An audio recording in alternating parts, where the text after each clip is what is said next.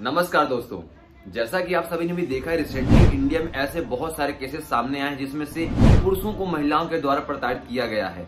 और ये समस्या सिर्फ इंडिया में नहीं बल्कि ग्लोबली ये समस्या धीरे धीरे बढ़ती जा रही है और इस समस्या को सिर्फ फनी वे में लेकर के दबाया जा रहा है। तो आइए आज हम बात करते हैं इस समस्या के बारे में विस्तार से। Lucknow auto case.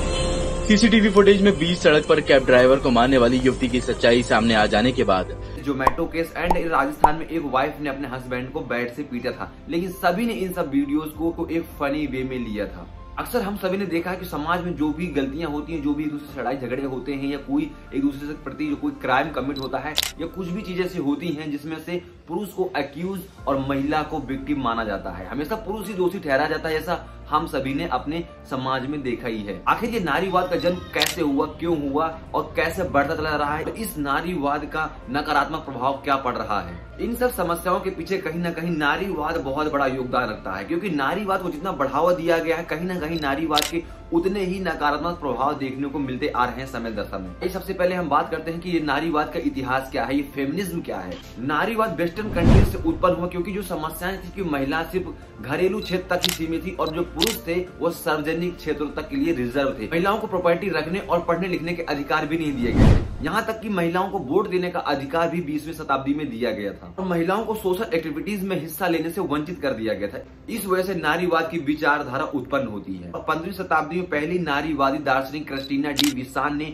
महिलाओं के लिए आवाज उठाई थी, क्योंकि नारीवाद की अवधारणा का प्रारंभ इस विश्वास के साथ में हुआ था कि महिलाएं पुरुषों की अपेक्षा में कमजोर स्थिति में हैं। नारीवाद की विचारधारा विशेष रूप से स्त्री और पुरुष के बीच भेदभाव से जुड़ी हुई है। 1990 तक में नारीवाद एक कंप्लीट आइडियोलॉजी बन गई थी। भारत में नारीवाद 3 चरणों में देखा गया है। पहला चरण यह था कि जब अंग्रेजों द्वारा भारत में सती प्रथा को एक सामाजिक बुराई के रूप में देखा जाने लगा, और दूसरा चरण था कि जब 1915 में महात्मा गांधी जी द्वारा जो राष्ट्रीय आंदोलन किए गए थे उसमें से महिलाओं का बढ़ चढ़ के हिस्सा लेना, और जो तीसरा चरण था वो आधुनिक चरण था, जिसमें से महिलाओं की जब शादी होती थी तो उसके बाद में वहां पे दहेज से संबंधित जो क्रूरल्टी दिखाई जाती थी, उनके साथ में जो भेदभाव किया जाता था, मारपीट की जाती थी, इससे एक नारीवाद का जन्म हुआ था, जिसमें से इक्वलिटी की बात नहीं की जाती थी। इस वजह से धीरे धीरे इंडिया में नारीवाद की विचारधारा फैलने लगी और महिलाओं के अधिकारों और सुरक्षा के लिए बहुत सारे कानून भी बनाए गए जो सिर्फ महिलाओं की प्रोटेक्शन के लिए है।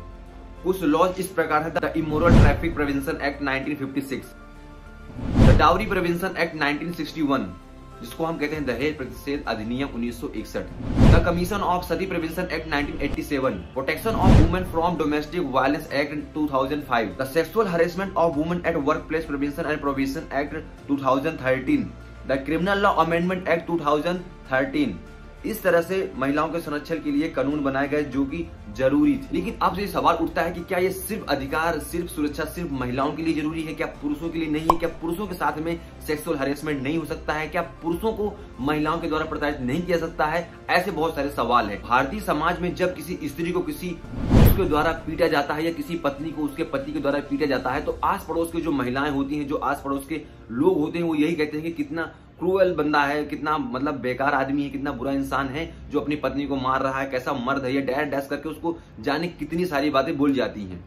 ये समाज में ऐसी विचारधारा फैली हुई है। लेकिन भारत में बहुत बड़े पैमाने में स्त्रियों के द्वारा पुरुषों को भी पीटा जाता है। यूनाइटेड नेशन में हुई स्टडी के मुताबिक बताया गया कि इंडिया की रैंक तीसरे नंबर पर है, जहां दुनिया में सबसे ज्यादा वाइफ अपने हस्बैंड्स को मारती हैं, जिसमें से पहले नंबर पर इजिप्ट, दूसरे में यूके यूनाइटेड किंगडम एंड तीसरे नंबर पर इंडिया है, जहां पे वाइफ अपने हस्बैंड को पीटती हैं, मारती हैं। लेकिन हम सभी इन सब समस्याओं को सिर्फ फनी वे में ही लेते हैं। और स्टडी में बताया गया था कि जो ये वाइफ अपने हस्बैंड को मारती हैं, इसमें से जो आइटम यूज करती हैं उसमें से बेल्ट, जूता, चप्पल, डंडा इत्यादि सामग्री वो प्रयोग करती हैं मारने के लिए। फिर राजस्थान के बीकानेर में रात को 11 बजे एक पत्नी अपने हस्बैंड को बेल्ट से पीट रही थी, जिसका वीडियो सीसीटीवी में कैद हो गया और ये वीडियो वायरल हो गया। इस घटना के बाद में उस व्यक्ति को 17 टांके लगे थे सर में, लेकिन फिर भी लोग इस वीडियो को सिर्फ फनी वे में ही देख रहे थे। अगर यही घटना किसी महिला के साथ में होती तो पूरा देश उमड़ पड़ता कहने के लिए कि देखो कितना बेकार आदमी है, अपनी पत्नी को कैसे मार रहा है बेशर्म की तरह से। ऐसे हवानियत, ये दुनियादारी, यानी क्या क्या वर्ड यूज करते उस पुरुष के लिए। मैंने जो भी बातें अभी तक कही ये कुछ लोगों को अजीब लग रही होंगी, उनको हंसी आ रही होगी कि आखिर ये बंदा क्या बोल रहा है, लेकिन भारत का दुनिया में तीसरे स्थान पर होना, पतियों को द्वारा पति को प्रताड़ित किया जाना, ये किसी गर्व की बात नहीं हो सकती है। इस फोटो के ध्यान से देखिए जिसमें से एक डिलीवरी बॉय को एक महिला जूते से मार रही है, बाकी भीड़ खड़े चुपचाप देख रही है। लड़की तो आप सभी को याद ही होगी जिसमें से इस लड़की को डिलीवरी करने के लिए आया डिलीवरी बॉय खाना सिर्फ आधा घंटा लेट हो जाने के कारण जिसमें से इस लड़की ने उसके साथ में मारपीट करना शुरू कर दिया था और इसके बाद में खुद उस लड़की की रिंग उसके नोज में लग गई थी, बल्कि लड़की उसके ऊपर उल्टा क्लेम कर रही थी कि उस बंदे ने उसको मारा है। ऐसे ये घटना लखनऊ में घटित हुई थी जिसमें से एक लड़की एक कैब ड्राइवर को बेवजह झापड़ मारते हुए नजर आई थी, जिसका वीडियो सोशल मीडिया पर काफी वायरल हुआ था। पब्लिक प्लेस में हम सभी ने देखा है कि अगर कोई महिला किसी पुरुष को मार रही है तो वहां पे आसपास कोई व्यक्ति नहीं आ सकता है, बोलता होगा हाँ भाई इनका अपना पर्सनली मैटर होगा, इस वजह से सुलझा रहे हैं। लेकिन अगर वही महिला किसी पुरुष को मार रही होती है तो वहां पे सारी पब्लिक आ जाती है और अपना हाथ साफ करने लगती है, क्योंकि वो यही सोचती है कि हाँ दोषी पुरुष ही होगा, इसने कुछ गलती की होगी, छेड़छाड़ की होगी या कोई ऐसा मैटर होगा जिसमें से महिला को प्रॉब्लम हुई होगी। इस वजह से सभी आ जाते हैं बचाने के लिए श्री कृष्ण बन करके। लेकिन अगर कोई महिला किसी पुरुष को मार रही होती है तो कोई बीच में नहीं आ सकता है। ये हमारे समाज में होता है, देखा जाता है। अब बात करते हैं सेक्सुअल हरेसमेंट की। सेक्सुअल हरेसमेंट के बारे में हम सभी ने सुना है कि अगर सेक्सुअल हरेसमेंट होता है तो किसी आदमी ने ही किसी औरत के साथ में किया होगा, क्योंकि समाज ऐसा मानता है कि अगर सेक्सुअल हरेसमेंट हुआ है तो जिसमें से कमिट किया होगा वो पुरुष ही होगा और जो जिस विक्टिम होगी वो महिला ही होगी। ये बात तो सभी को फिक्स ही है।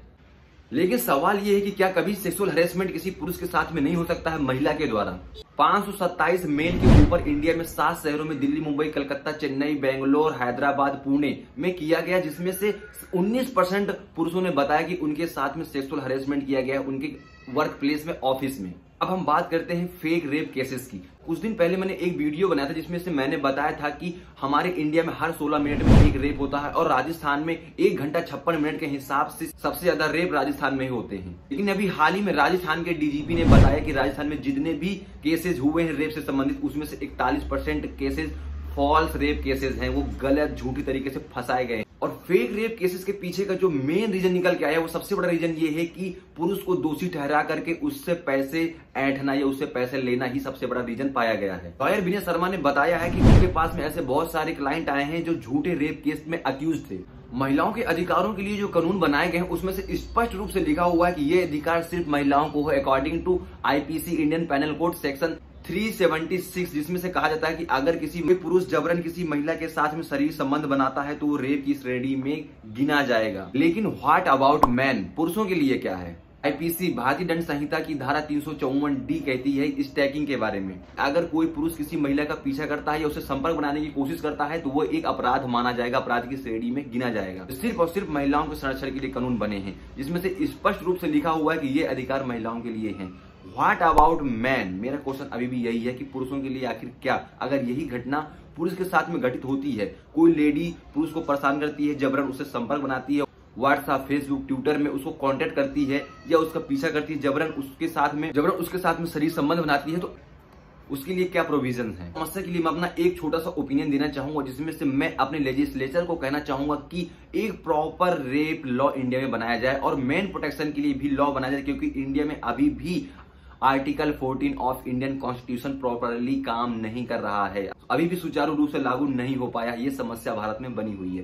Thank you so much. अगर आपको वीडियो इंटरेस्टिंग लगी हो तो प्लीज आप इस वीडियो को सभी तक शेयर करें और लोगों को अवेयर करें। और स्त्रियों और पुरुषों को समान अधिकार मिले, ये मांग हम सभी को उठानी चाहिए और ये हमको सभी को देखना और समझना भी चाहिए। बल्कि हम सिर्फ इसको एक फनी वे में नहीं कि एक पत्नी ने एक पति को बेलन से मार दिया तो हम 2-4 हंसी मजाक के जोक बना करके हंस लेते हैं, बल्कि ये एक समस्या धीरे धीरे बहुत बड़ी समस्या पनपती जा रही है जो हमारे समाज के लिए बहुत बड़ा खतरा भी हो सकती है। माना कि हमारा समाज में पितृ प्रधान व्यवस्था चली आ रही है, लेकिन मातृ प्रधान व्यवस्था भी पहले थी, लेकिन इस व्यवस्था को सुचारू रूप से बनाए रखने के लिए हमको मातृ और पिता को समानता के साथ में आगे बढ़ाना होगा। Thank you so much.